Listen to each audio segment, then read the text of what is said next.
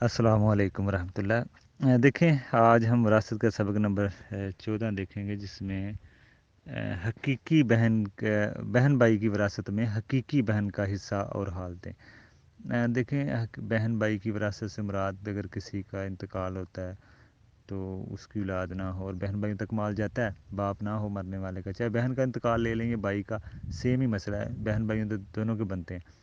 अब बहन का इंतकाल या भाई का इंतकाल, तो उसकी विरासत हकीकी बहन को कैसे मिलेगी, उसकी जो हकीकी बहन है। हकीकी बहन के बारे में ही पढ़ेंगे, बहन भाइयों के। अगर पहली हालत आप देखें, पहली हालत में ये महजूब हो जाएगी, इसको नहीं मिलेगा, महरूम हो जाएगी।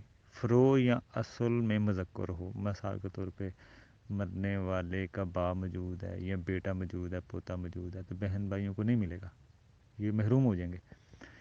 दूसरी हालत आप देखें कि अगर बहन अपने भाई के साथ आए, इनका की बहन अपने भाई के साथ आए, तो ये असबा बन जाएगी। असबा इसे कहते हैं कि जब इन तक माल पहुंच जाए ना, तो फिर भाई डबल ले लेता है बहन की निस्बत। बहन का हाफ होता है भाई की निस्बत, भाई डबल ले लेता है। जैसे 1.5 लाख है तो एक भाई और एक बहन है, तो भाई लाख ले लेगा तो बहन 50,000 ले लेगी। तो इस तरह आपस में बांट लेंगे जब ये बहन भाई हकीकी आए मरने वाले के। दूसरी हालत थी। तीसरी हालत है बाकी असबा माल गैर, फ़रो में मोनस हो। मिसाल के तौर पे एक औरत का इंतकाल है या मर्द का इंतकाल है, तो उसकी सिर्फ बेटियां ही हैं, मोनस औलाद ही है, बेटियां ही हैं, पोतियां हैं। इनको माल मिल के अगर कुछ बचे ना, तो वो बहन अकेली हो, हकीकी बहनें एक हों या ज़्यादा हों, तो ये असबा माल गैर बन जाती हैं, ये फिर सारा माल ले लेती हैं। और ये भाई की तरह इनमें भी वो पावर आ जाती है, फिर अपने नीचे सबको महरूम कर देती हैं, सतीले भाइयों को, भाइयों के बेटों के, चाचों को, मरने वालों को, इनके बेसे होते हैं, सबको महरूम कर देती है। इन इसकी वही पावर बन जाती है जो हकीकी भाई की होती है। हकीकी भाई को जब मिलता है, फिर नीचे सतीले अगर हों तो उनको नहीं मिलता। तो ये सबा माल गैर जब बनती है, तो इसमें भी वही पावर आती है जो भाई नीचे सबको महरूम कर देता है, फिर ये भी नीचे सबको महरूम कर देती है, सतीले भाइयों को, मरने वाले के, और सतीली बहनों को।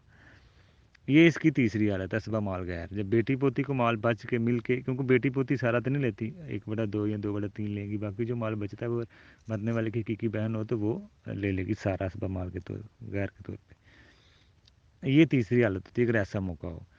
चौथी हालत इसकी ये है कि मरने वाले की औलाद ना हो, ये सिर्फ बेटी ही हो, ठीक है ना, मरने वाले की औलाद ना हो, बल्कि बेटी, बेटे, पोती, पोते कोई भी ना हो, सिर्फ बहनें हों मरने वाले की।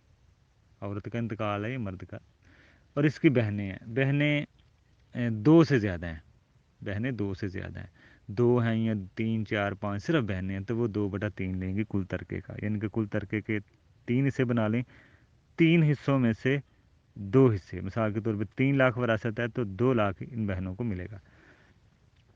अगर ऐसे नहीं है, बहनें 2 नहीं है, 1 है, मरने वाले की 1 बहन है और औलाद मौजूद नहीं है, बाप भी मौजूद नहीं है, तो बहन अकेली है तो वो आधा ले लेगी, कुल तरके का सारा नहीं लेगी। वही हालतें जो बेटी की होती हैं, पोती की होती हैं, तो इनकी भी वही हालतें होती हैं। अगर बहन 1 हो तो आधा लेगी, अगर 1 से ज़्यादा हो तो 2/3 में शरीक होंगी, बशर्ते कि बेटी पोती मरने वाले की ना हो। अगर बेटी पोती मरने वाले की होगी तो ये अगर अकेली भी होगी तो फिर वो शक्ल ख़त्म हो जाएगी, 1 से ज़्यादा भी होंगी तो ख़त्म हो जाएगी, फिर वो असबा माल गैर बनती हैं। लेकिन अगर मरने वाले की बेटे, बेटियाँ, पोतियाँ, पोते ना हों, तो इनकी तादाद 1 हो तो आधा, 1 से ज़्यादा हो तो 2/3।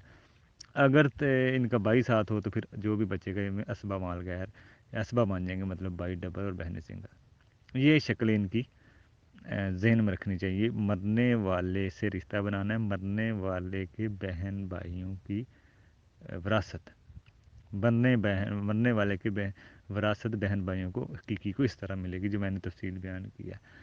फिर भी किसी भाई बहन को समझ ना आए, किसी को इसके बारे में इसकी शक्लें कोई समझ में ना आई हों, तो नीचे नंबर भी होगा, मुझसे आप रब्ता करके आप मसला पूछ सकते हैं। अस्सलामु अलैकुम रहमतुल्लाह।